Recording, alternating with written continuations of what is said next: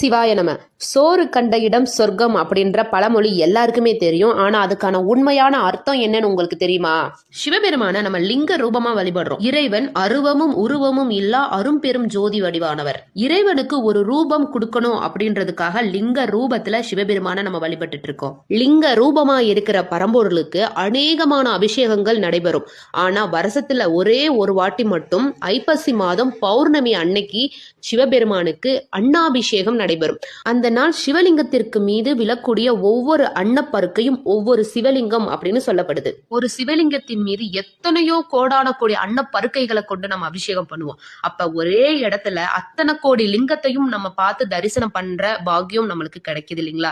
அப்ப நம்மளுக்கு சொர்க்கம் தானே. அதனால தான் சோறு கண்ட இடத்திலேயே சொர்க்கம் அப்படின்றது நிச்சயிக்கப்படுகிறது. அததான் சோறு கண்ட இடம் சொர்க்கம் அப்படின்னு சொல்றாங்க. சிவாய நம. வாழ்க வளமுடன்.